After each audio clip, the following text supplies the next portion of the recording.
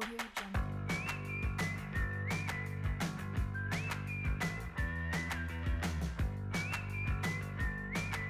Assalamualaikum warahmatullahi wabarakatuh. Perkenalkan, nama saya Mita Rizka dengan NIM 90200118016. Assalamualaikum warahmatullahi wabarakatuh. Perkenalkan, nama saya Nuradillah Hamzah dengan NIM 90200118019. Assalamualaikum warahmatullahi wabarakatuh. Perkenalkan, nama saya Ika Nurlela dengan NIM 900118030. Assalamualaikum warahmatullahi wabarakatuh. Perkenalkan, nama saya Asmira dengan NIM 90200118031. Baiklah, di sini saya akan memaparkan sedikit dari latar belakang buah pepaya, di mana pepaya merupakan tumbuhan yang berasal dari Meksiko bagian selatan dan bagian utara dari Amerika Selatan, dan kini menyebar luas dan banyak ditanam di seluruh daerah tropis untuk diambil buahnya. Pepaya adalah satu-satunya jenis dalam genus Carica. Nama pepaya dalam bahasa Indonesia diambil dari bahasa Belanda yaitu papaja, yang pada gilirannya juga mengambil dari nama bahasa Arawa yaitu pepaya. Pepaya merupakan salah satu buah yang bisa menjadi makanan yang beraneka ragam. Salah satunya adalah keripik pepaya.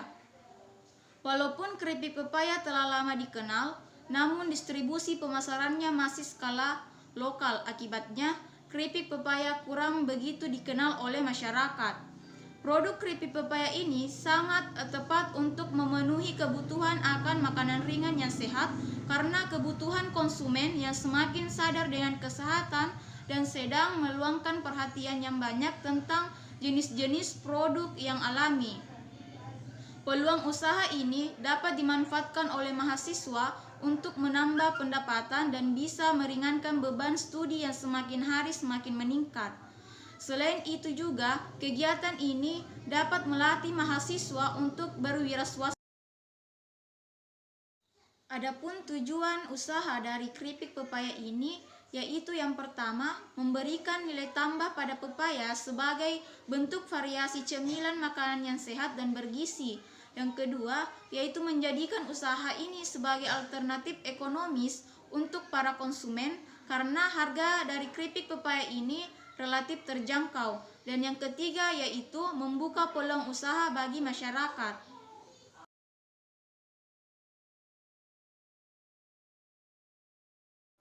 Adapun proses dari pembuatan produk keripik pepaya ini, langkah pertama yang harus dilakukan yang pertama yaitu mengupas buah pepaya, kemudian memotong tipis-tipis buah pepaya, lalu rendam buah pepaya menggunakan garam, kemudian haluskan bumbu dan panaskan minyak, lalu baluri irisan pepaya dengan tepung dan goreng menggunakan minyak sedang hingga matang. Kemudian keripik pepaya pun siap untuk dihidangkan.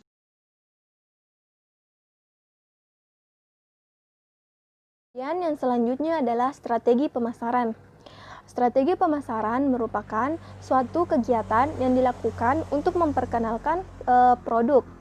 Jadi strategi pemasaran yang pertama yang kita pakai adalah ketahui dulu target pasar. Jadi strategi pemasaran ini yaitu kita melakukan suatu riset siapa yang akan menjadi target pasar kami. Jadi semakin spesifik target pasar, maka semakin besar pula peluang yang akan kami dapatkan. Kemudian yang kedua adalah sosial media. Sosial media merupakan alat pemasaran yang paling ampuh karena hampir semua orang dari latar belakang yang berbeda-beda sangat aktif menggunakannya. Kelebihan dari sosial media ini juga bisa menghemat untuk memperkenalkan produk kami dalam waktu yang singkat. Strategi pemasaran yang ketiga adalah menawarkan produk secara gratis. Cara ini dianggap ampuh untuk menjaring konsumen karena sesuatu yang gratis itu tidak dapat dilewatkan. Kemudian strategi pemasaran yang keempat adalah memilih tempat yang strategis.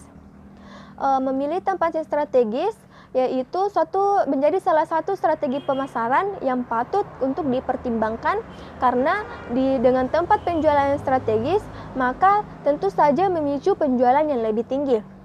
Kemudian selanjutnya adalah memberikan intensif untuk rekomendasi. Sebuah produk akan terlihat bagus dan dapat dipercaya bila ada yang merekomendasikannya.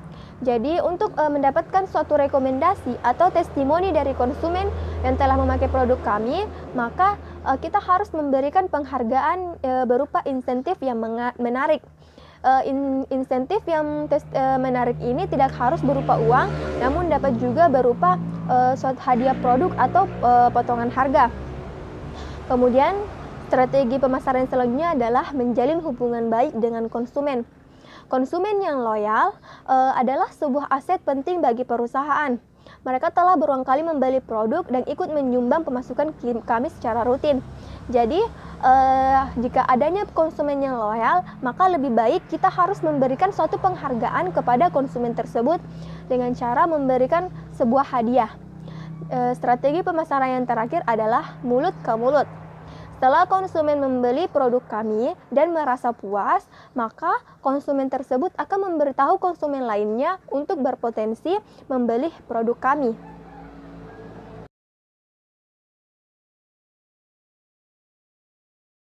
Target pemasaran. Target pemasaran kami yang pertama adalah seluruh lapisan masyarakat dari berbagai umur. Yang kedua adalah masyarakat UIN Alauddin Makassar. Kemudian yang ketiga adalah toko-toko dan sentra-sentra kue lokal. Dalam hal ini konsumen kami juga terdiri dari mahasiswa, dosen, atau dari berbagai tingkat kalangan ekonomi, baik dari tingkat bawah, menengah, dan atas.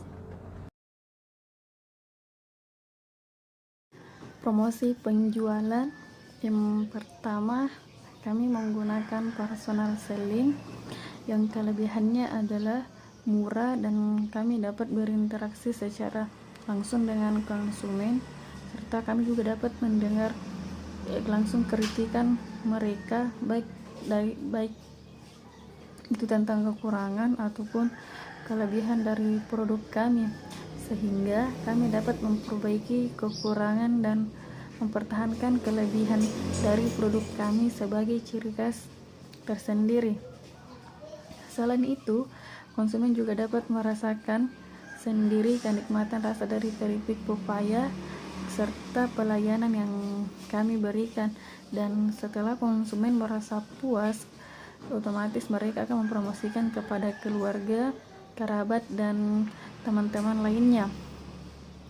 Yang kedua itu dengan social network seperti Facebook, Blogger, Instagram, dan sejenisnya.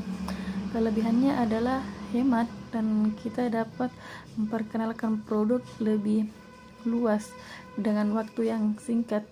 Tetapi kekurangannya kami tidak bisa berinteraksi secara langsung dengan konsumen. Kemudian yang ketiga yaitu kami mempromosikan lewat brosur yang akan kami bagikan kepada masyarakat, baik itu perempatan lampu merah ataupun di jalan, dan brosur itu akan kami tempelkan di tiang-tiang atau di mading kampus.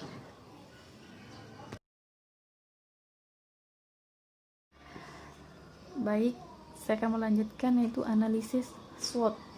Yang pertama ialah strengths atau kekuatan dari produk kami, yaitu harga keripik pepaya ini terjangkau di kalangan masyarakat. Kualitas dari keripik pepaya ini sangat terjamin karena dalam proses pembuatannya mengutamakan kebersihan dan untuk kesehatan. Kemudian tersedia kemasan berbagai ukuran. Dan keripik pepaya ini mempunyai rasa yang gurih dan enak. Kemudian keripik pepaya dapat menjadi salah satu alternatif makanan ringan yang praktis dan hemat, dan dapat menjadi pilihan oleh untuk keluarga. Kemudian belum banyak masyarakat sekitar yang mengelola pepaya menjadi keripik pepaya. Kemudian yang kedua ialah weakness atau kelemahan. bahan baku keripik pepaya yang mudah rusak, dan keripik pepaya akan mudah rusak jika penyimpanan yang dilakukan di sembarangan tempat dan ditumpukkan. Masalah pemasaran: apabila ada pemesanan di luar daerah yang memberikan alamat yang tidak jelas. Selanjutnya itu opportunity atau peluang, yaitu kondisi masyarakat yang semakin konsumtif sehingga mempermudah kami untuk memasarkan produk, dan permintaan pasar yang semakin meningkat. Dengan adanya usaha semacam ini, pangsa pasar di daerah usaha ini masih memungkinkan untuk ekspansi. Selanjutnya ialah threats atau ancaman. Jumlah kompetitor yang terus meningkat, munculnya produk baru yang lebih unggul, dan kenaikan harga bahan baku karena jumlahnya semakin terbatas, dan kenaikan harga BBM yang menyebabkan tidak stabilnya biaya keluar. Baiklah, di sini saya akan membahas mengenai permodalan dan biaya dalam usaha kami, di mana modal awal pada usaha kami itu sebesar Rp1.068.500 dengan rencana penghasilan yaitu pada penjualan keripik pepaya kami, harga perbungkusnya itu sebesar Rp12.000 dengan jumlah penjualan perharinya yaitu 100 piece atau 100 bungkus. Maka penghasilan per hari yang kami peroleh itu sebesar Rp1.200.000. Selanjutnya penghasilan permingguan kami itu di mana setiap minggunya kami bekerja atau berproduksi itu selama 5 hari. Maka penghasilan yang usaha kami peroleh itu sebesar Rp6.000.000. Dengan demikian penghasilan per bulan yang kami peroleh itu sebesar Rp24.000.000. Selanjutnya yaitu resiko usaha, di mana resiko usaha ini terbagi atas 2 poin. Poin pertama yaitu resiko dan hambatan. Resiko dan hambatan yang dihadapi dalam usaha kami yang pertama, kurangnya ketahanan bahan baku maupun keripik yang sudah jadi. Yang kedua yaitu proses penggorengan harus teliti, karena suhu kompor sangat berpengaruh terhadap rasa dan bentuk dari keripik pepaya tersebut. Yang terakhir yaitu ketepatan pencampuran bumbu, karena kurang atau lebih dalam pencampuran bumbu sangat berpengaruh terhadap rasa keripik. Poin selanjutnya yaitu situasi persaingan, karena produk masih dapat dikatakan produk langka atau masih jarang yang memproduksinya di daerah kami, sehingga kami dengan mudah memasarkannya. Oleh karena itu, kami dapat memasarkannya dengan harga yang seimbang dengan biaya produksi kami, dan kemungkinan besar kami memperoleh keuntungan semaksimal mungkin.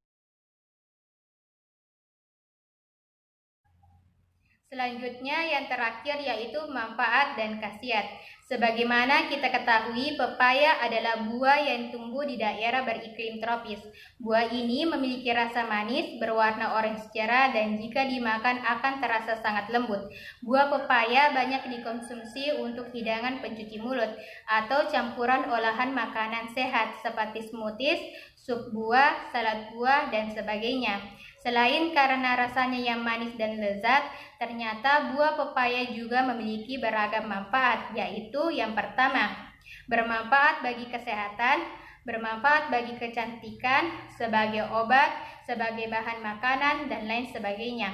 Selanjutnya, khasiat.